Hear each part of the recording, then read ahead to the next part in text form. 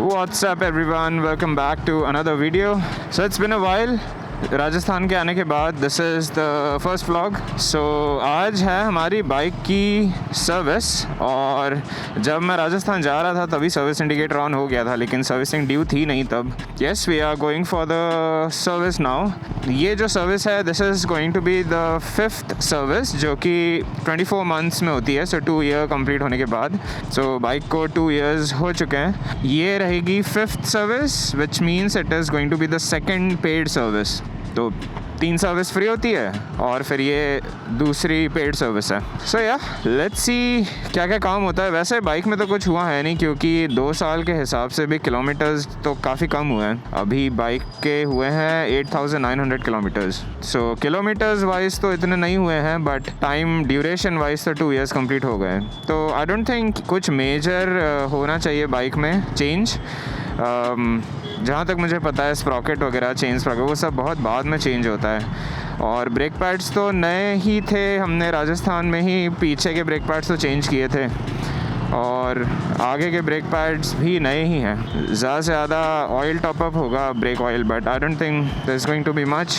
या let's see क्या क्या होता है. सो या लेट्स गो. इसका एयर फिल्टर भी आई डोंट नो वो चेंज करते हैं कि क्लीन करते हैं. That is one more thing. It's the air filter. और ऑयल तो चेंज होगा आई बिलीव. ऑयल तो वो हर सर्विस में चेंज कर ही देते हैं. बाकी बाइक में ऐसा कुछ तो हुआ नहीं है. पूरे राजस्थान के राइड के बाद भी एक भी बोल्ट लूज़ नहीं हुआ. मैंने चेक किया था आने के बाद, बट कुछ लूज़ नहीं हुआ, क्योंकि बाइक में वाइब्रेशंस ही नहीं है. और इसमें भी वो भी ऐसा कुछ इशू नहीं आ रहा कि बाइक एक साइड पुल हो रही है, ऐसा कुछ भी नहीं है. वो देखो वो आ गया हमारा होंडा बिग विंग का सर्विस सेंटर और शोरूम.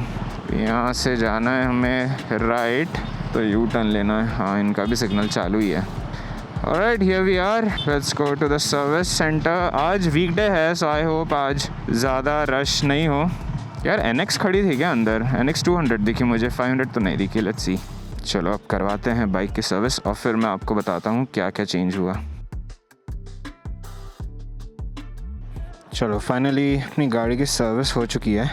बिल मैं आपको घर जाकर दिखाता हूँ कि क्या क्या चेंज हुआ, कितना कॉस्टिंग आया. ओके, चलाने में यस पिकअप काफ़ी बड़ा है, क्योंकि जैसे ही मैं थ्रॉटल दे रहा हूँ वैसे पिकअप हो रहा है. सो आई थिंक वो एयर फिल्टर चेंज किया, उसके कारण ये हुआ है. पहले मुझे लग रहा है कि वो एयर इनटेक कम हो गया होगा, इसलिए पिकअप गिर गया था. बाकी बाइक में तो वैसे तो कुछ प्रॉब्लम थी नहीं. बाइक तो सही चल रही है, अभी भी पहले भी सही चल रही थी. वाइब्रेशंस तो थे ही नहीं. बस जो सर्विस के बाद होता है, जो क्लच या जो ये है गियर शिफ्टर है, वो स्मूथ हो गया है. ब्रेकिंग तो वैसी है, अच्छी थी, मतलब ऐसा कुछ प्रॉब्लम था ही नहीं उसमें भी. अब घर जाके मैं आप लोगों को बताता हूँ कि इस बार क्या क्या चेंज हुआ है और क्या कॉस्ट आई है सर्विस की. तो मैं अब सीधा आपसे मिलता हूँ घर पर. ऑलराइट, सो फाइनली मैं आ गया हूँ घर पर. तो मैंने सोचा कि घर पे आके आराम से बैठ के आप लोगों को बताता हूँ कि बाइक में क्या क्या चेंज हुआ है इस बार, और ये क्या सर्विस थी. वैसे मैंने वीडियो में बता दिया है, बट एक बार फिर से मैं बता देता हूँ कितने किलोमीटर्स पे हुई है, कितने ड्यूरेशन पे हुई है, और क्या क्या चीज़ें चेंज हुई है, और उनका क्या क्या कॉस्ट आया है. सो सबसे पहले ये जो मेरी सर्विस हुई है, ये हुई है 2 इयर्स कंप्लीशन पे. सो 24 मंथ्स के बाद जो होती है. So this is 5th service, और ये है सेकंड पेड सर्विस. तो पहली 3 सर्विस फ्री होती है, उसके बाद जो 4th सर्विस होती है वो पेड होती है, और ये 5th सर्विस थी. सो इस सर्विस में टोटल 8 चीज़ों का कॉस्ट मुझे लगाया है. मेरे पास ये बिल है यहाँ पर, तो आपको चाहिए तो पॉज करके आप देख सकते हो, बट मैं बताता हूँ सब. ये मैंने फोल्ड इसलिए किया है क्योंकि इस बिल पर और भी डिटेल्स हैं, जैसे मेरा एड्रेस है और चेसिस नंबर, इंजन नंबर, वो सब लिखा है. सो या फर्स्ट चीज़ जो चेंज हुई है वो हुई है एयर फिल्टर.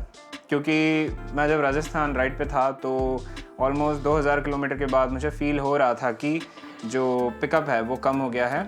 बेसिकली पिकअप जो एक्सेलरेशन है वो कम हो गया है. तो मुझे लगा कहीं ना कहीं कि एयर इनटेक कुछ डिस्टर्ब हुआ है, इसलिए ये हुआ है. सो एयर फिल्टर काफ़ी गंदा हो गया था, तो एयर फिल्टर रिप्लेस हुआ है. उसका कॉस्टिंग है 145. अच्छा, ये जो कॉस्ट मैं अभी बता रहा हूँ ये विदाउट GST है, तो इसके ऊपर GST अप्लाई हुआ है. तो कितना एक्चुअल पार्ट्स का कॉस्ट है और कितना GST है वो मैं सब अभी बताता हूँ. लेकिन एयर फिल्टर चेंज हुआ है, वो है 145. उसके बाद इंजन ऑयल का जो फिल्टर होता है वो चेंज हुआ है, दैट इज़ 77 रुपीज़. एक ड्रेन वॉशर लगता है जो कि 5 रुपीज़ का है, वो चेंज हुआ है। एक ओरिंग है जो चेंज हुई है 5 रुपीज़ की, और इंजन ऑयल पूरा चेंज हुआ है। सो इसमें फुल्ली सिंथेटिक ऑयल डाला है, और ये है 2 लीटर्स का ऐड हुआ है इंजन ऑयल, और इसका कॉस्ट है 1300 रुपीज़। उसके बाद जो कंज्यूमेबल्स है वो 150 रुपीज़ के हैं, और जो क्लीन करा था उन्होंने चेन को, so drive chain, clean lube and chain adjust, उसके चार्जेस इन्होंने लगाए हैं 210 रुपीज़। और क्योंकि ये पेड सर्विस है और मेरे पास कोई AMC नहीं है, मैंने AMC नहीं ली है इसकी, सो इसकी जो पेड सर्विस हुई है उसके चार्जेस इन्होंने 1100 रुपीज़ लगाए हैं। टोटल जो मेरा बिल आया है वो आया है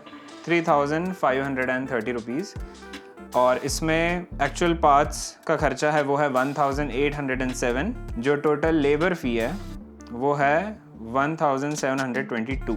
Total labor service amount is 1722. Total parts amount is 1807 and total tax amount is 538. So ये total invoice amount जो मेरा आया है वो आया है 3530. So yeah, Honda की सर्विस वैसे थोड़ी एक्सपेंसिव साइड पर है, आई एग्री, क्योंकि मेरे पास इसके पहले हिमालयन थी। सो हिमालयन की पेड सर्विस मुझे याद है, मेरी जो लास्ट पेड सर्विस हुई थी जब मैंने उसको सेल किया था, उसके पहले जो मेरी आखिरी पेड सर्विस हुई थी वो हुई थी मेरी 1800 में। सो आप देख सकते हो कि होंडा की जो सर्विस हुई है ये एग्जैक्टली डबल कॉस्ट में हुई है, और इसकी सर्विस आपको हर 6 मंथ्स में करवानी पड़ती है, या एवरी 6000 किलोमीटर्स। सो साल में 2 सर्विस होती है, और मैंने जो पिछली पेड सर्विस भी करवाई थी जो कि थी 4th सर्विस, उसका भी बिल 3300 ही आया था। सो रफली इनका जो बिल जाता है वो 3000 से 4000 के बीच में होता है, और जब आप साल में 2 सर्विस कराते हो तो उसका कॉस्ट 7 to 8000 होता है। या so that is the cost of ownership जो आप पे करते हो एक साल में होंडा हाइनेस के लिए, and this is the same for Honda Highness, Honda CB350 RS and Honda CB350C। तो तीनों का जो कॉस्ट है वो सेम ही है, कुछ अलग नहीं होता है उसमें। So yeah this was all about the 5th service of my Honda Highness. इसके बाद अब मैं जो नेक्स्ट वीडियो बनाने वाला हूँ वो बहुत ही इंटरेस्टिंग वीडियो होने वाला है।